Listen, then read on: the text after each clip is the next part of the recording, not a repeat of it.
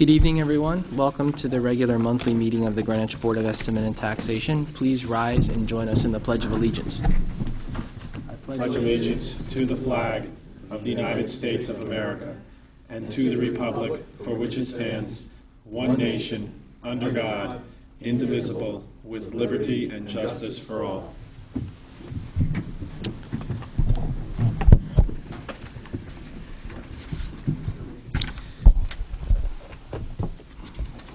As is customary, there are copies of the meeting's agenda on the table at the entrance of the meeting room, as well as 2 copies of the meeting materials that are on the agenda. Before we begin tonight, I just want to acknowledge the efforts made by one of our colleagues, and that is Mr. Crumick, through the election process this year.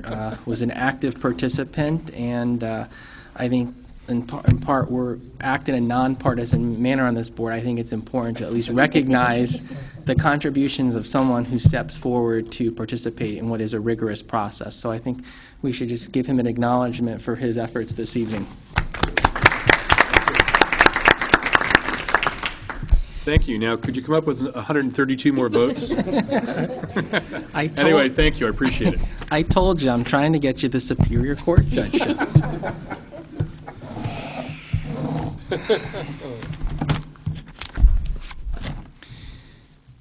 At this time, we'll have the reading of the routine applications. For that purpose, we call upon the clerk of the board, Ms. Rutgers. Jimi Hendrix, 19.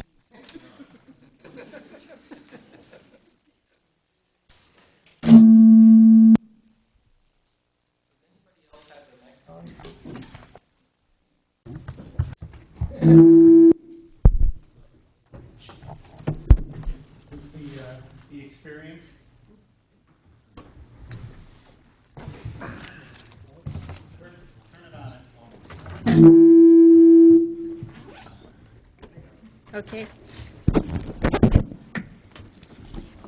We have 2 routine applications. HD4, the Health Department, approval to use grant monies of $40,913, and HD5, the Health Department, approval to use grant monies of $34,500. And I move these 2 applications. Is there a second? Second. Second by Mr. Walco. Any discussion? If not, all in favor? Aye. 12-0-0. Proceeding to item number 3, the Human Resources Committee actions and report, and also the summary of our employee health care costs for the month. At this time, Mrs. Tarkington for the purpose of the report of the HR Committee. Thank you. Definitely Morse code. That makes a lot of noise. I don't see anything that's on here.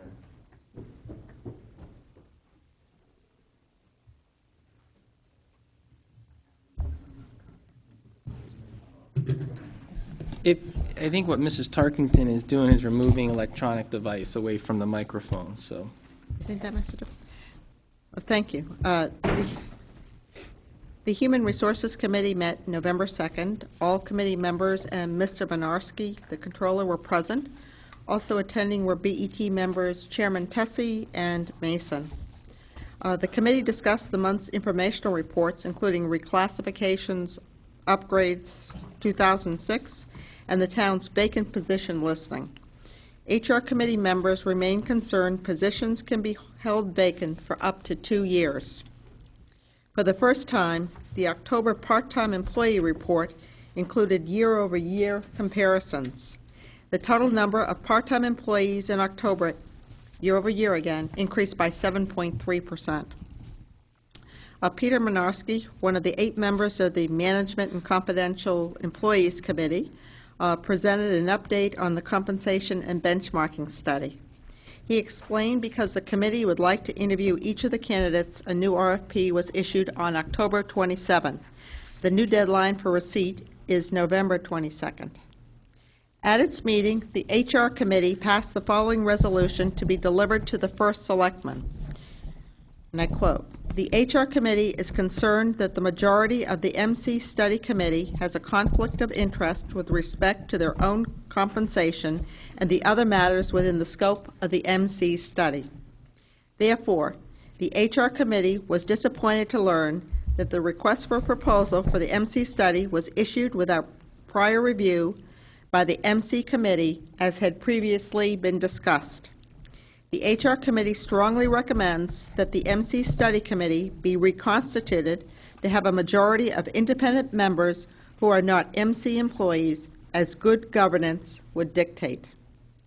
In addition, the HR Committee recommended that Maureen Cast, as chairman of the MC Study Committee, should be a full voting member.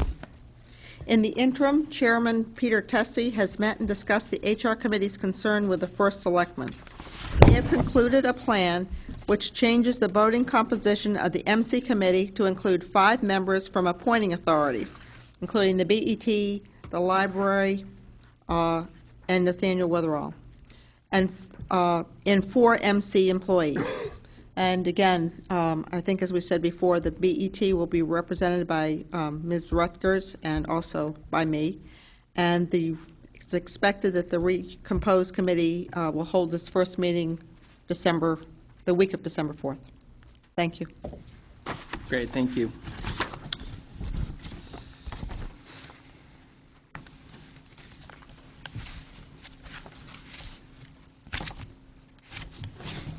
The summary of active employee health care costs for the month.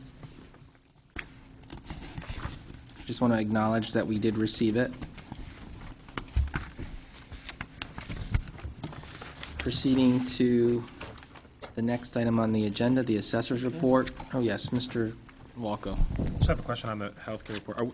When we receive this report now, is the process to directly ask the Human Resources Department questions, or should we go through the Finance Department?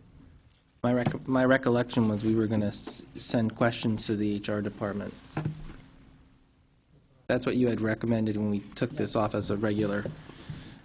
And then they would come to the meeting or answer them prior to the meeting.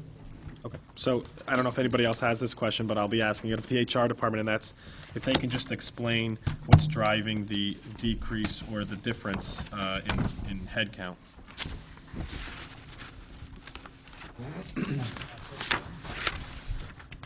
Talking about page 2.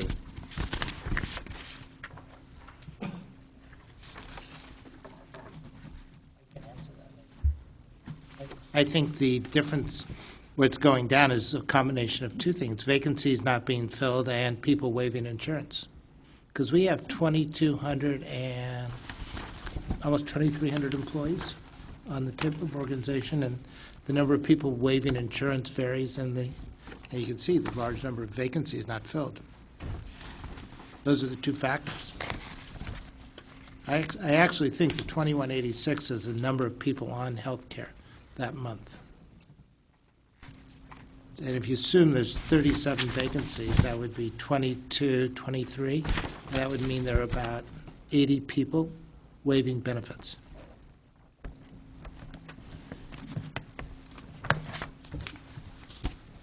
Great, thank you.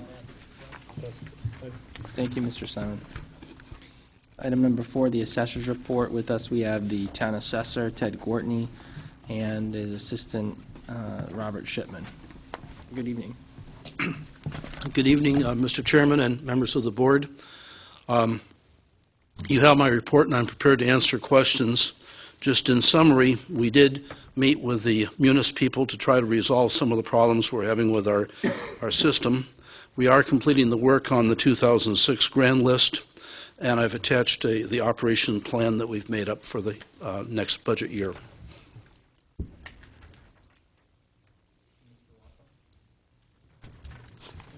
So you reiterated the 9 major problems. Do you expect responses to those 9 major problems with Munis? I hope we'll get a lot of positive response. I expect that we'll get some things that they will take care of, but I also expect that there'll be a lot of things that they are not going to be willing to take care of, or that they're going to try to charge the users for. Okay, what's your timetable by which, if you do not get acceptable responses, that you'll investigate other software alternatives? They promised to get a preliminary report to me within a month, which will be just next week.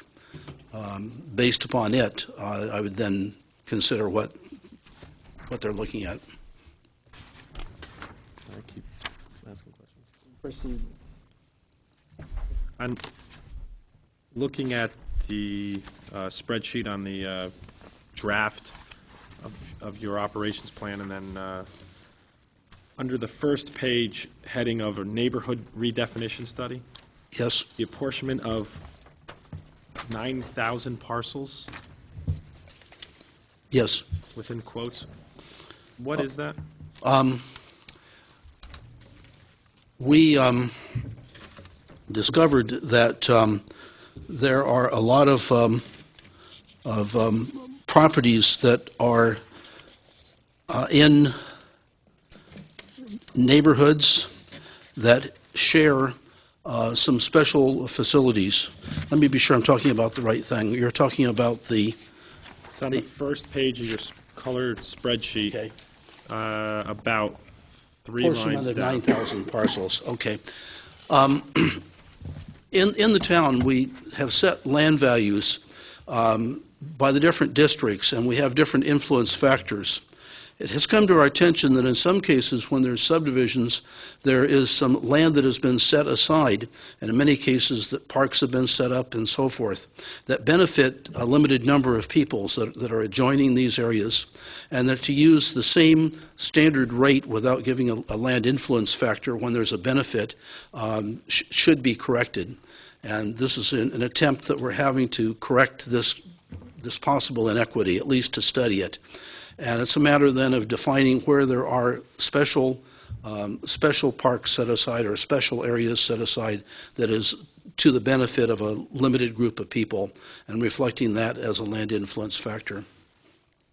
9,000 is refers to a series A of numbers. code, Right, yes. that's why it's in quote. Yes. Yeah, it's a code. We call it a 9,000 type parcel, but there's not that many properties involved. It just pretty much, it caught my eye because of the unit cost. Yes. The unit cost is, you may have a subdivision of 20 houses. The $65 is to see whether there's an influence that affects those 20 houses. It's not a per house cost, it's rather a per study cost. Thank you. Ted, on your long-term objectives, how long or how much time do you envision it takes for your staff to process the condominium conversions you referenced, the 500? It says you're going to complete the files and appraisals. Do you anticipate that to be very time-consuming for your staff? Would you rephrase the question for me? Under objectives 2, on ongoing long-term, it says complete the files and appraisals for over 500 condominium conversions. I gather that's pertaining to the Weavers Hill Putnam Green Yes. transaction. How long of a process and how time-consuming is it for your staff to do something like that? Just It's- approximately. I'm just curious to know, like, is it something you would bring in additional resources for? Or is it something that you can manage effectively with the people you have on staff?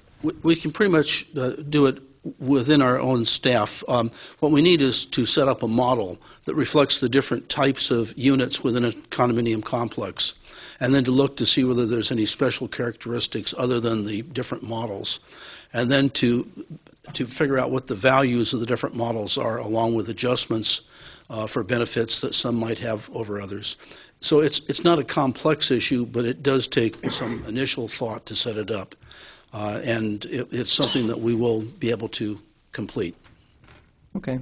You don't know, in terms of those developments, if any of those units were set aside or deemed as affordable by either the state or other standards, or are they all market? I believe in reading the newspaper that they were setting aside, or at least making provision, that certain units would be kept as rental units in one complex in particular. And I think the idea there was that they would be for people that may not be able to afford to buy the units. Great, thank you. Mr. Simon? Oh, Mrs. Tarkington, sorry. I have a couple different points. My first question is under the normal workload. The first point under the 118 splits and mergers. Do you know how many of those were approved by Planning and Zoning or the Planning and Zoning Commission, and how many have been filed outside the system? Do you have any feel for that? Splits and mergers basically require a production of a map, and we take the maps, and usually those maps have been processed by the in the planning process. And I understand now that that they're making some efforts to catch all the properties where there are splits. There was a period of time in which some splits were being made without planning approval, but they're looking at doing something that would catch more of the splits that occur. Okay. I have another question. I think when Nancy Barton and I got together with you as your liaisons, we talked about the next reval really is being formulated, and obviously you're thinking about it, and there's a great working draft here. But until really you get the guidelines back from the state, et cetera, after that's received, then you'll have a better idea, and we'll be coming back with your sort of final proposal for the revals. Is that still your plan? I mean, I know you have presented a lot here, but it's still marked draft, and I guess, in terms of your operating plans and so forth, we assume that's still? Yes, I would certainly plan on discussing with the liaison committee as we move ahead any changes or any anticipations that we have. And this whole thing can be adjusted over time in accordance with the wishes of the BET. Thank you. Are there any other questions? If not, there's a motion to accept the assessor's report for November. I so move. Moved by Ms. Tarkington, second by Ms. Barton. All in favor? Aye. Mr. Chairman, would it be appropriate at this time to also approve the operations plan? We can do that in order to not have Mr. Gortney have to sit through the other reports in the meeting. If there's a motion just to take up item number 11 under new business at this time. If someone wants to make a motion, we can do that. I so move. Moved by Mr. Walko, seconded by Ms. Barton. All in favor? Aye. So it's been moved to take up the approval of both the assessors and finance department's budget and operational plans for the fiscal year 2007-2008. As all of you know, this is part of the budget submissions that we've put into place for town departments. And since the assessor and the Controller's Office finance report to the BET, we have a responsibility to review them prior to submission.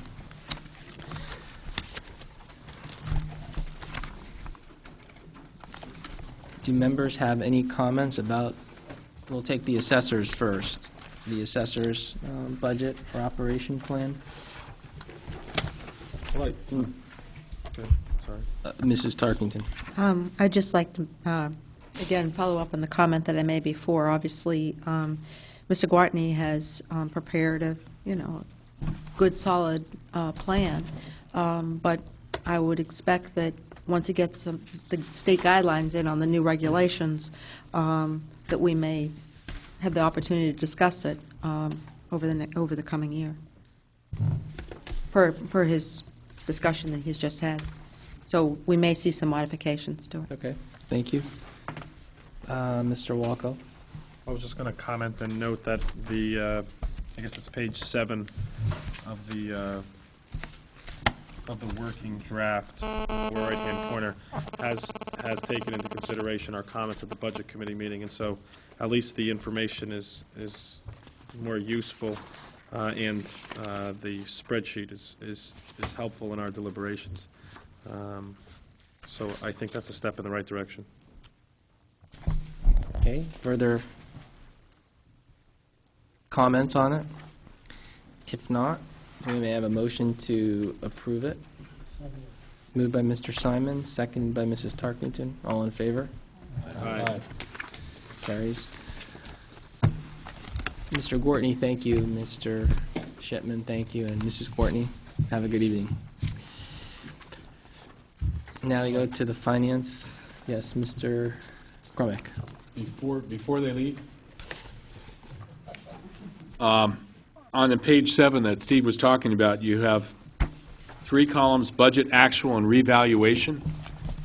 Is that supposed to be revaluation?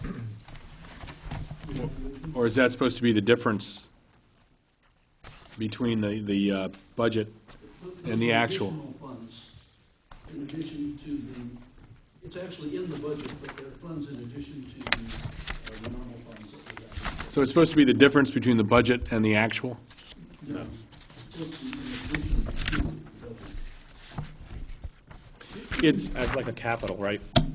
It's almost like considered a capital as opposed to your operating. It's no longer considered a capital, it's a separate item. And I thought it was best to show you what our general budget was, and then to show you the additional amount required for revaluation. I see, so you broke that out from the, so that's not in the budgeted sum? It's in the budgeted sum in my budget presentation. The report I've given you, it's basically an addition to the first column, the budget column. And it's showing historically what we spent in 04, 05, and then what we spent in the final revaluation year, 05, 06. That was in addition to our general budget. And what I'm planning on spending this year in addition to our general budget, and then for the next budget year, the amount that will be needed for the first budget year, in addition to our regular budget. So our regular budget is in the first column. That's the staffing and the expenses of the department. The second column is what we actually spent in the budget, and the third column is an additional amount required for the revaluation.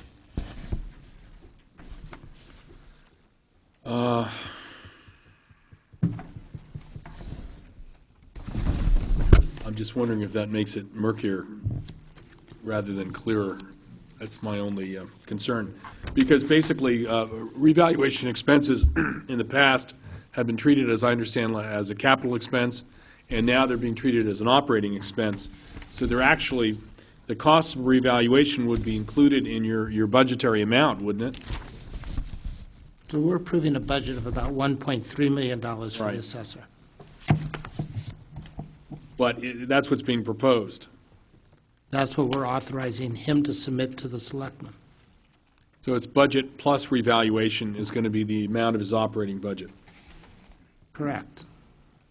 Okay, if it's clear, to me, it doesn't seem clear in this format. It says total. We show the total.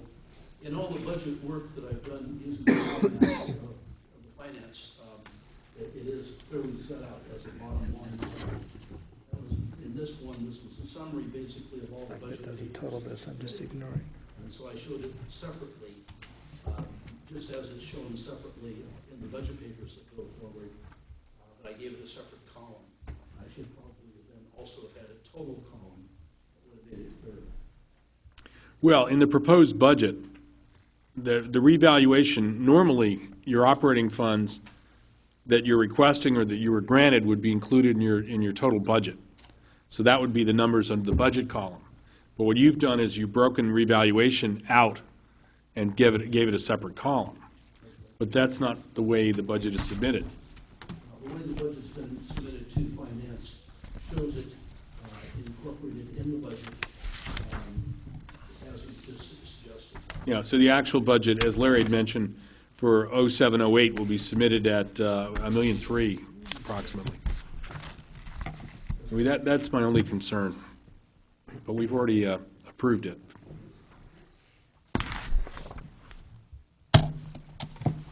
We didn't actually vote, did We didn't vote yet? No, we did. we moved and then you asked the question.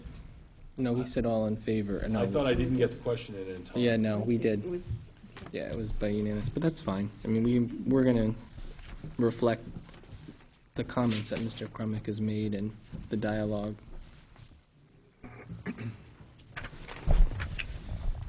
Thank you.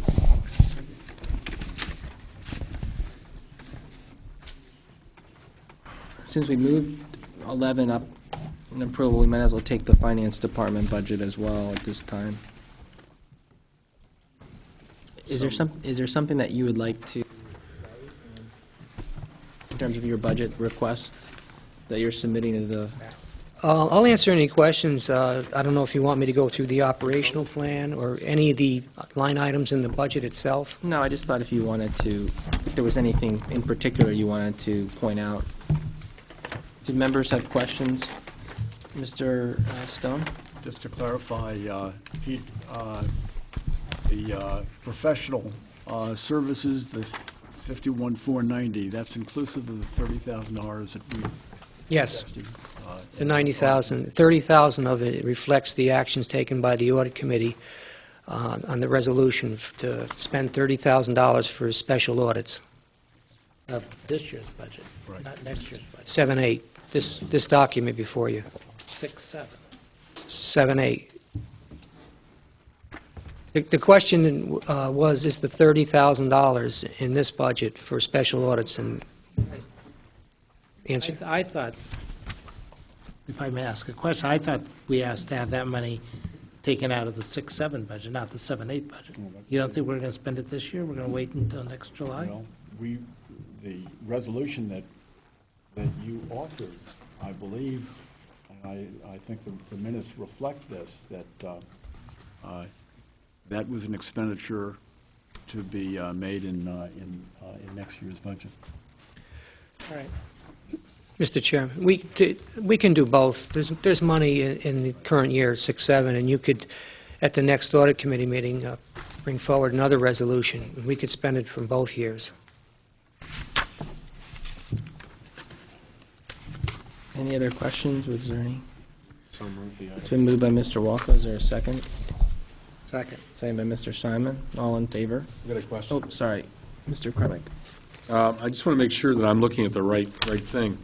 Unlike the assessor, you did not, on your 8 and 9, add the future years, this present year and proposed next year for comparison purposes.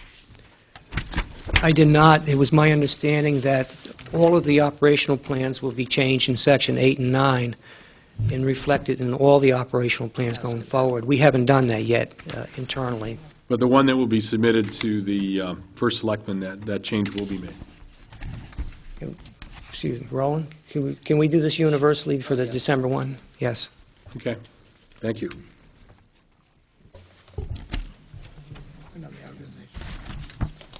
Okay, all in favor? Oh, I'm sorry, Mr. While we're on this, I was more likely to bring this up in the controls report. In your organizational chart, you have an executive assistant, MC 01. Personally, I'd like to make sure we maintain that title and that position. I mean, we could talk about it again in your controls report. I understand the negotiations that are going on, and a simple way to do it would be to,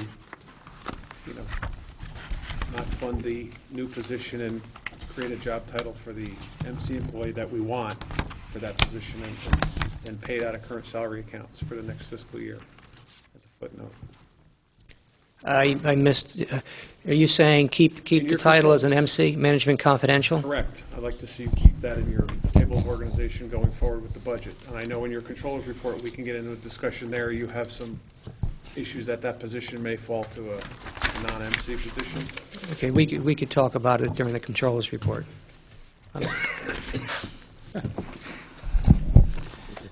Great, thank you. So it's been moved and seconded. All in favor? Aye.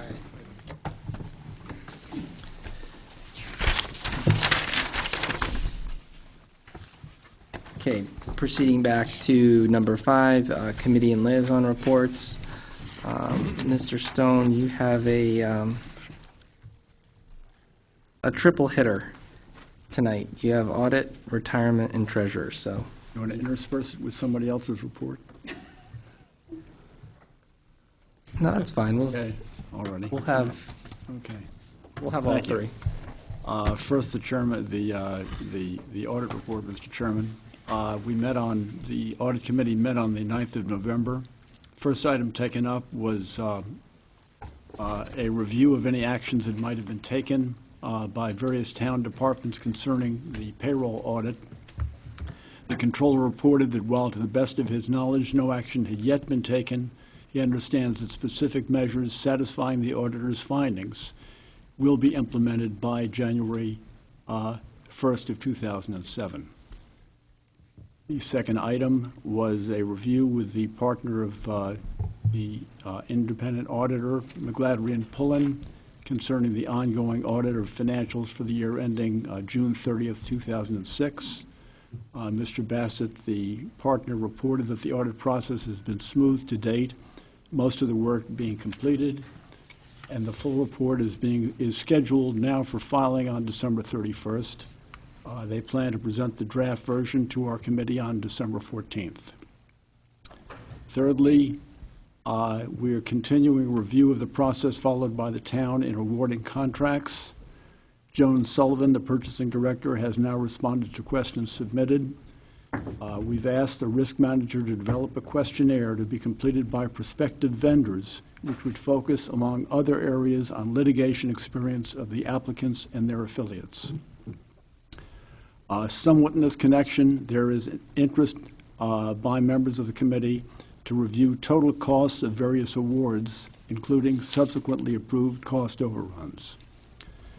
Fourthly, and in connection with two resolutions dating back to December 2005, following up on an internal audit of town-owned vehicles, the committee noted that there has not yet been any of the requested action dated back to a request of January 2005. We'll continue to follow that item.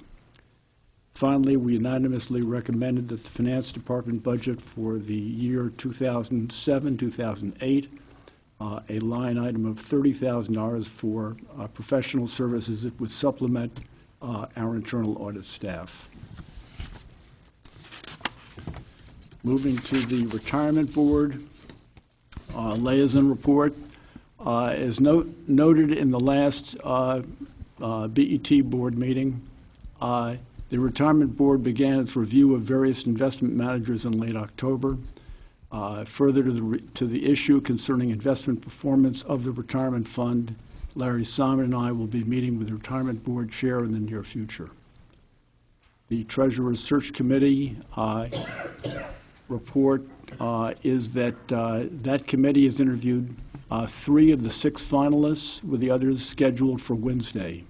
Our plan is to follow up at least once with the top 2 or 3 and be in a position eventually to recommend our choice to you at the December meeting. Thank you, Mr. Chairman. Great, thank you very much, Mr. Stone.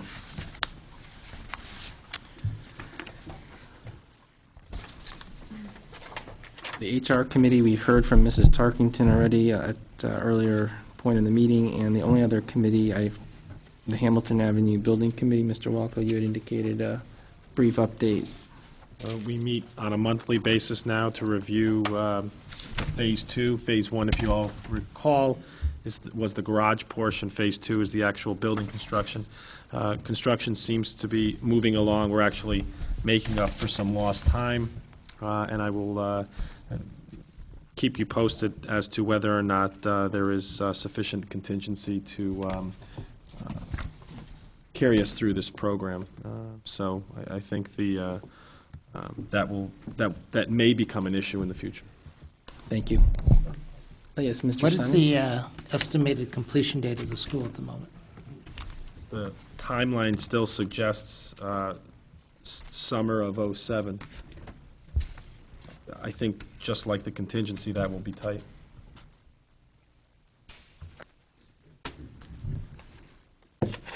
Are there any other committee or liaison reports? Okay, if not, we'll proceed to the next item of business, which is the Comptroller's report. Good evening, Mr. Chairman, BET members. Let me start out by answering Steve Walko's question of the last few months. The North Miami Sewer Project, the last scheduled meeting is for December 7th, and the certification should follow shortly after that. Just as an answer to the question that you've been asking.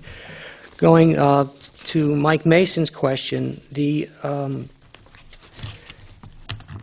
Tessie and I have met with Maureen Cast on the issue of the replacement of Angier Marino, the executive assistant to the controller, who's a MC. Maureen's position is that there's 3 or 4 positions at the lower end of the MC scale that she strongly feels should be in the GMEA. The particular position that became vacant was one of the 4, the first of the 4, and it's her position, based on conversations with Mr. Cava and GMEA, that they have laid claim to that position and will not thwart us but prevent us from hiring that in a timely position. She feels that they will file some type of action against it, and it'll tie it up from anywhere from 6 months to a year. So we're in a position right now, whether we fight it and don't fill it for the next 6 months to a year, or we rewrite the job description and let it retreat to the GMEA and we can fill it within the next 2 months. I just want to make one point, though. I mean, the position is a direct report to the controller. It just so happens that its function, part of its function, is to support the administration of this board. So, in effect, you unilaterally can proceed to hire whomever you like. I mean, that's what your predecessor did when he was in the position. But because of the nature of the work, some of the work that they're doing, our board is given consideration into the process, and that's why Maureen contacted me. And personally speaking, I do not believe Mr. Cava made a compelling case, or he has not even provided the details as to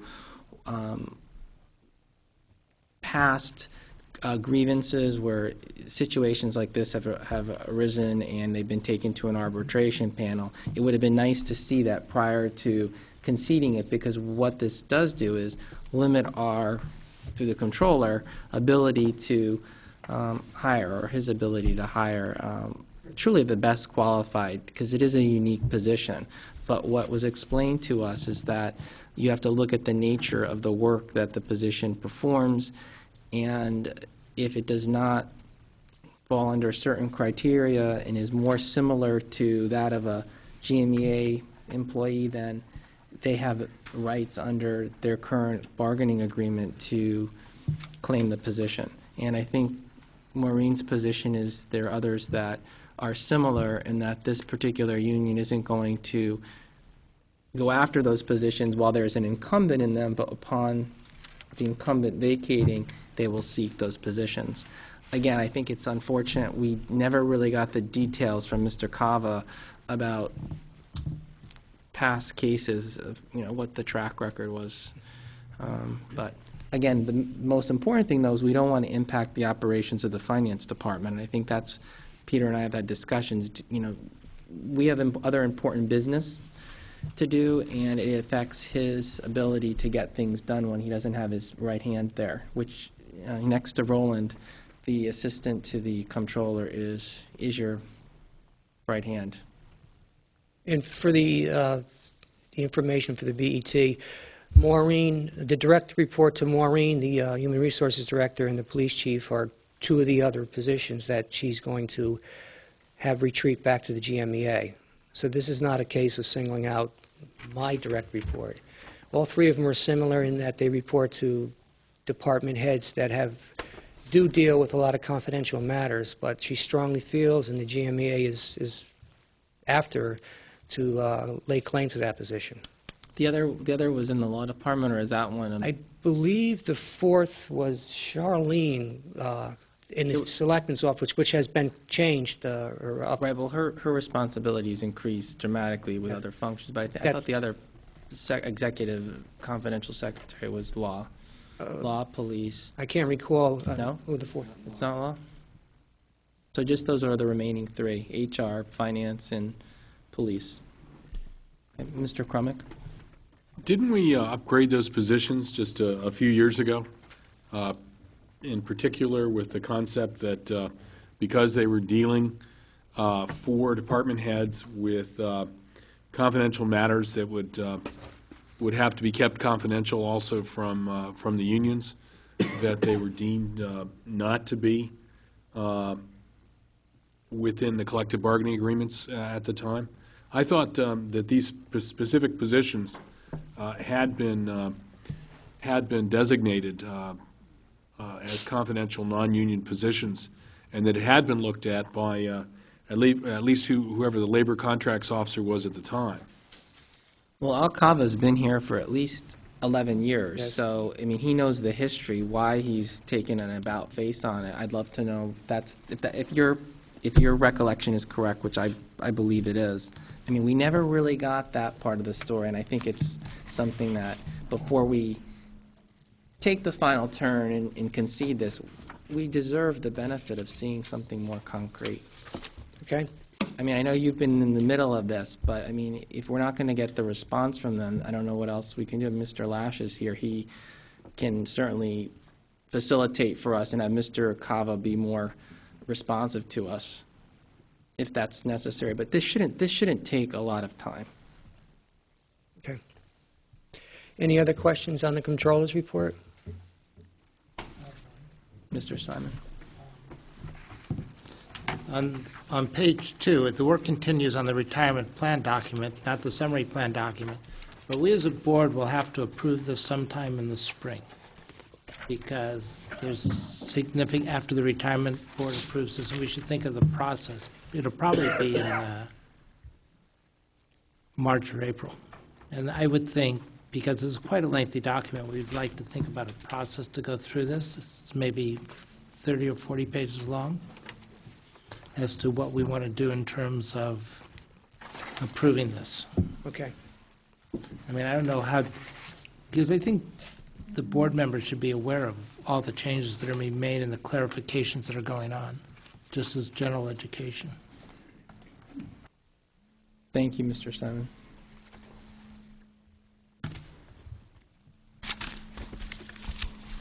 Jim? Mr. Himes? Yeah, quick question.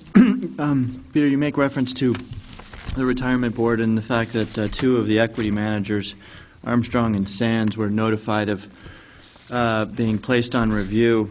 I'm wondering if you can tell us why perhaps Westcap, also an equity manager, also substantially underperforming across every period of time, why the decision was taken not to put that manager under similar review.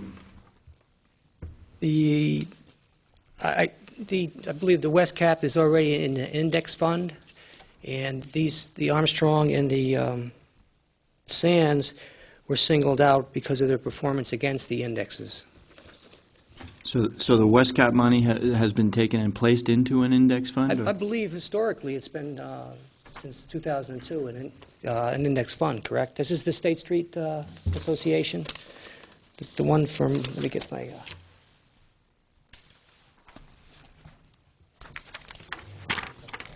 No, it's Westcap.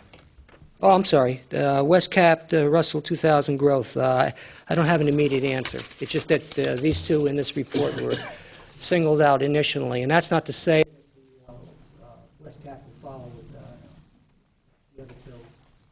Yeah, it'd be great to know that. I mean, obviously looking across, and I think Mr. Stone made this comment in the last meeting, but looking across the equity allocation in particular, for the 5 periods of time shown on this report, and across 3 managers, there's not one instance of coming really close to the index designated as the appropriate index. So it'd just be interesting to know the answer to that question. I could bring it to the attention of the retirement board. in the next meeting. Thank you. Just, Any other questions? Yeah, maybe just to follow on that. As I mentioned in my liaison report, we are going to be meeting with the chair to discuss not just performance, but frankly, even a more fundamental area, and that is guidelines that the retirement board probably ought to have established and should be establishing in the future concerning under what circumstances they would put a manager under review. Those guidelines do not seem to exist right now. Thank you. Other questions for Mr. Menarski, Mr. Walko? I have a question actually for Roland. Did we ever get the operations plans from the tax collector? No. Can you make sure we follow up on that? That's under our jurisdiction, my understanding is, and so I want to make sure that we are able to provide the first selectman with those operations plans that are under our purview. It's important to note that two of our employees received awards of excellence, and that's Anthony Giovanone and Pat Moran. I think the board, on behalf of the board, we send our congratulations to them as well, because they do a great deal beyond what is actually probably under their purview throughout the year. And I know, personally speaking, again, they've been wonderful about getting the annual report together the past few years, which is quite an undertaking to corral the various submissions. So please extend our congratulations and appreciation to them on behalf of the board. And if I could just add to that, when you hear about employees going above and beyond the job, Anthony is the person who has provided all the administrative support to the Condemnation Commission over the last year or so. And he also filled in with the annual reports last year. Pat is the person who's backed up the treasurer along with another employee, and is also the backup for Ann Giamarino, who has left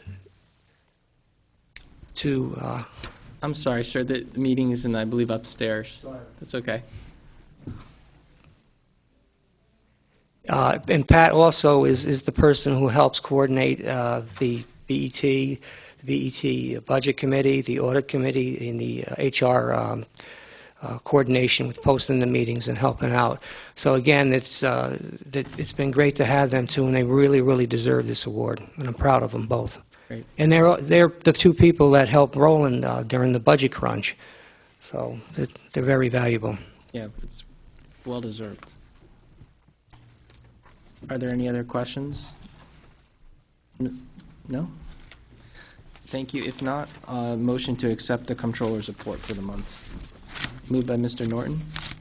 Seconded by Mr. Finger. All in favor? aye.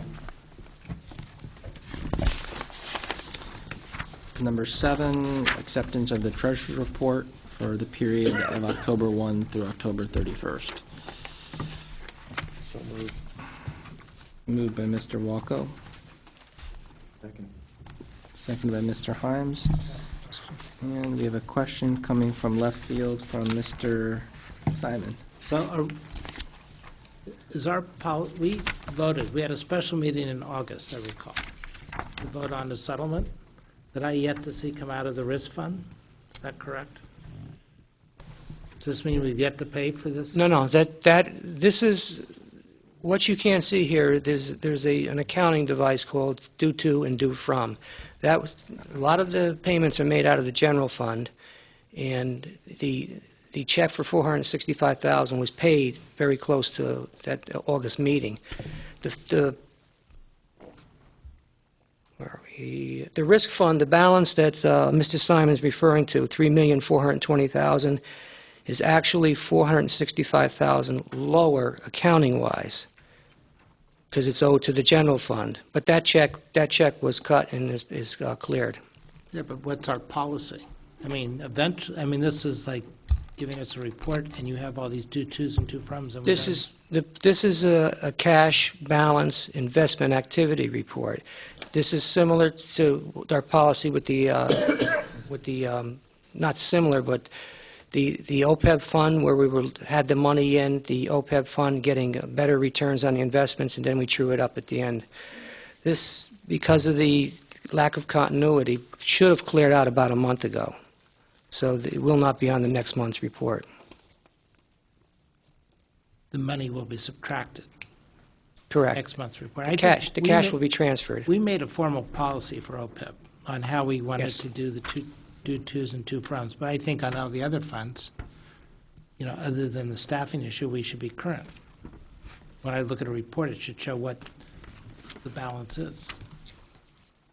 So I'm assuming this is due to a staffing issue as opposed to a policy issue. This is the balance. If you look at a general This ledger, is the balance, but it's not accurate. It's not an accurate balance from an accounting point of view. It's an accurate balance from a cash point of view. yes. Mr. Cromick? Am I to understand that the reason you use the due from accounting mechanism is in order to leave the funds in the highest interest-paying account for the longest period of time? In this particular case, it's paid out of the general fund because it doesn't have the capability to cut a check against this particular fund.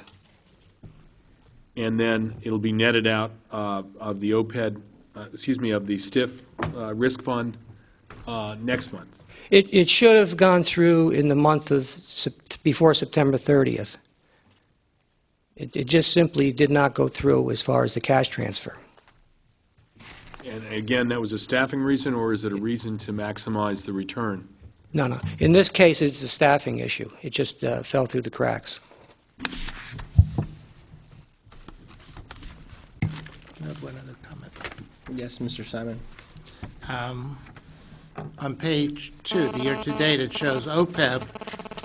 I assume that we've generated appreciation of over $1 million on our balance of, I guess, $16 million would be the number we would be aiming against, because we would take the 13.5 at the beginning of the year and add our contribution of 2.5. So our goal was 7.5% of the $16 million, or a little over $1 million. And so for the first 4 months, we've achieved our annual goal. We're doing very well. Yeah, I believe the budgeted amount was about $1.2 million, so we're going to exceed that by a lot. Well, let's not count. Hopefully. But we're off to a good, it's doing very well. We've gotten 7.5%, almost 7% in the first 4 months.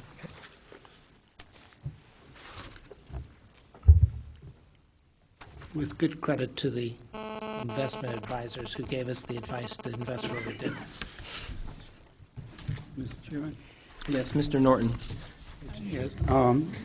In regard to the OPEB fund, I haven't had an opportunity yet to review the October figures, but I have some difficulty with the appreciation item for the U.S. trust account.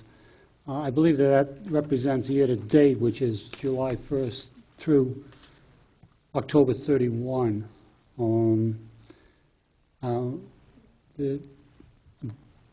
really confused by the amount of appreciation, whether it's actually appreciation or has been a combination of liquidation, just what it represents. But the debt market has not performed that way in the last 120 days to justify the 14% rate of return. So I'm just questioning the number until I have had a chance to further review it.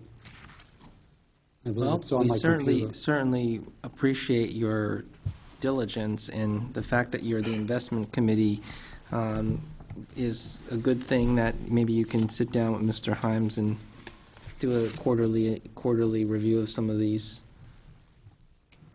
figures, performance figures, and give us a report on how you feel that, they're performing.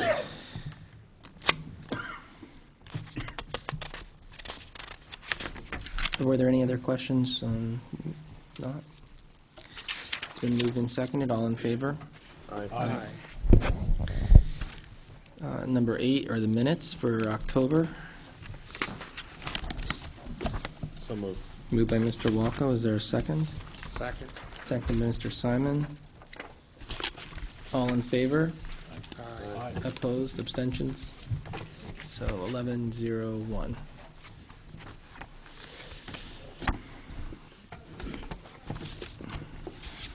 Okay, under item number 9, Officers' Report, we are getting to the time of the year where we will need to do annual performance evaluations for the assessor and controller. We have not received the forms yet from the Human Resources Department, but we will shortly. I anticipate between now and our next meeting, I just want to alert people on the board, members of the board, so that you can plan accordingly. It's one of our functions is to do an annual evaluation for both these employees. In my capacity as chairman of the board, I am a member of the Bruce Museum Board, an ex officio voting member, and I have recently been attending some of their meetings because they are in the process of embarking on a capital campaign for significant renovation to their facility. And on October 23rd, there was a meeting of the board, a special meeting, and they had a presentation from Centerbrook Architects, which presented the plans and models for the proposed expansion of the Bruce. In addition, they've provided a presentation from the Whalen Group, which is a consulting firm specializing in fund development. And to just give you just a thumbnail sketch of it, they're looking to raise $60 million.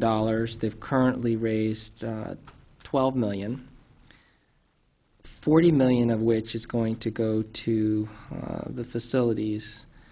And the balance, if you look at the total, $72 million in total, the $32 million is going to be for endowment and reserves. Again, they've raised $12 million actually for the endowment piece. They're looking to complete this, because that was very evident. Their completion date is 2010, spring. And of course, like most of these large capital campaigns, there's a tier formula as to how many gifts they need. They need,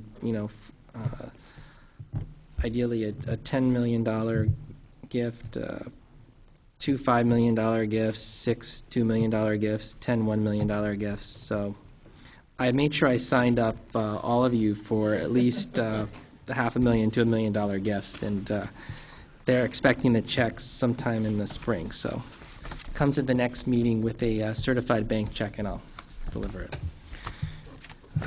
So it was a fun meeting. Actually, Mr. Simon is on the board, so he has to actually ante up real money. As I was told by my predecessor, I can use monopoly money. She's on the board as well, Mrs. Melly. She told me I can pay my contribution in monopoly money. Right. We'll save that discussion for another day.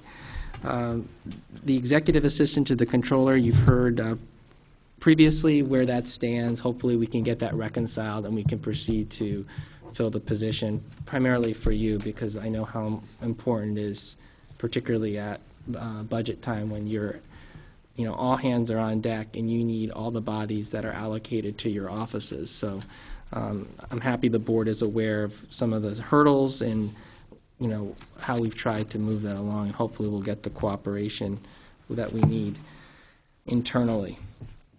And finally, I had an opportunity on the 9th of November to speak to the Northeast Greenwich Association, and it was a very short presentation. I was one of, I think, 5 speakers. And essentially, I just ran through the roles and responsibilities of the board, spoke a little bit about some of the challenges that we're facing in this upcoming budget by bulleting the guidelines. The questions surrounded, what we would do with projected school enrollment, is there savings? Considerable discussion at that meeting actually surrounded airport traffic. So it wasn't necessarily focused on town finances, but considerable discussion focused on the impact of the rerouted air traffic. One of the things that came to head is, what the town would do to work with the various authorities, and no one asked, but I think it was, at least I came away that it was implied, if it would be necessary, would the town contribute to some lobbying or so forth to help, speak to the FAA through our elected officials federally, particularly. So there was a very active group.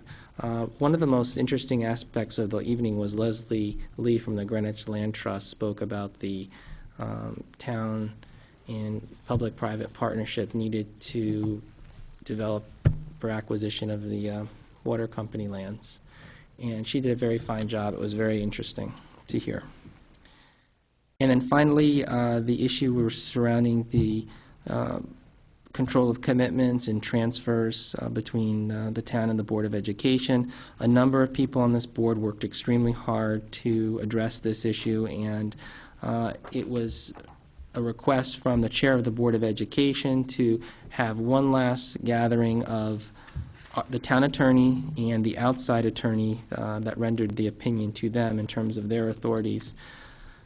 So I agreed that I thought that would be beneficial, and there will be a meeting between now and our next board meeting. The town attorney contacted me today and said that, in fact, he is rereading the outside opinion and reviewing some of the cases in preparation of that. So hopefully we can come to a conclusion on that at our next meeting in December. But I do want to extend appreciation to the members, the Law Committee, Ms. Barton, who has worked very hard in preparing a memo with options, Mr. Mason, and Mr. Walco as well, and any of those who supported them with history.